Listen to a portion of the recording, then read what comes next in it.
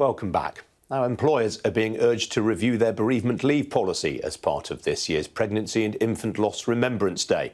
It comes after a campaign aimed at getting bosses to commit to supporting their staff through the distress of miscarriage. One company that's announcing a new pregnancy loss policy today is Flow Health, a period and ovulation tracker app. Well, joining me now to talk about this is Anne Roberts. She's Chief People Officer at Flow, and Claudia Pastides. She's the company's medical advisor. Welcome to you both. Claudia, let me start with you. I mean, how widespread is pregnancy loss? Yeah, it's incredibly widespread. It's actually much more common. Pregnancy loss is far more common than we realize. And if we speak about miscarriage, for example, for which the definition varies across the world, but in the UK, it's the loss of a pregnancy during the first 23 weeks. 1 in 8 known pregnancies end in miscarriage. And the reality beyond this number is we often don't know that our friend or our colleague is going through this experience. And not everybody finds it easy to talk about it either. So we know that no matter the nature of the loss, the moment when it happens, its effects can be profound and long-lasting. And it affects everybody differently too.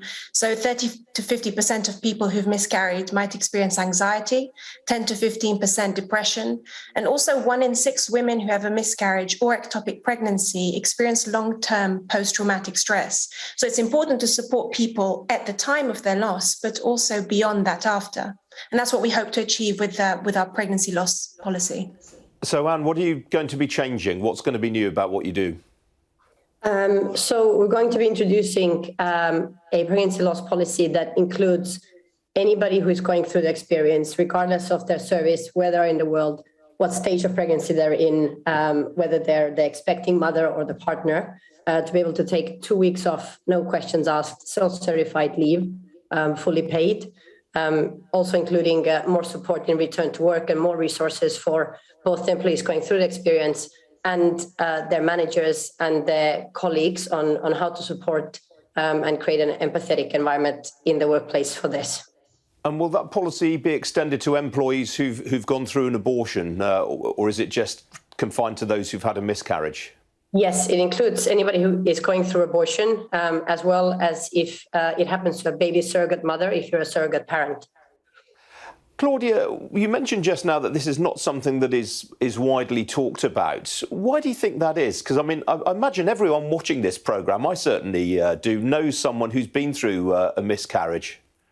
Yeah, that's right. I mean, I think lots of us are aware of this idea that you feel like you can't talk about your pregnancy until you've had your scan at 12 weeks. And we know that most miscarriages actually happen before 12 weeks. So there seems to be sort of this idea that you don't talk about it. And therefore, when a miscarriage happens in that period of time, you have nobody to turn to or to speak to about it. So I think that's possibly something that's contributing to it. It's astonishing that there are as many miscarriages in the world as there are these days, given the advances that we've seen in medical technology. Yes, but there are certain things like this that we can't stop and unfortunately can't always prevent. About 70% of miscarriages actually happen because of chromosomal abnormalities. And these aren't really things that we know how to prevent or to stop, unfortunately. So, Anne, why is it? Are there many other companies out there that you're aware of that have a pregnancy loss policy like the one you've introduced? Yes, we're not complete pioneers in the field. We're trailblazing along with 4 other companies that I know of in the UK who have introduced this.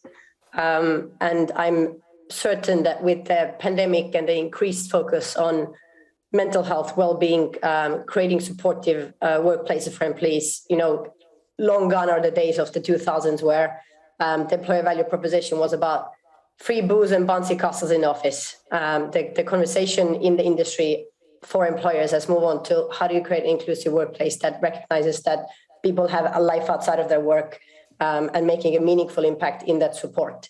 So I'm seeing the trend continuing for businesses. Well, hopefully the fact that you've come on today to talk about this might encourage a few more businesses to follow your example. I mean, tell me about the business. How's the business going right now? Flow is the world's most popular health and fitness app.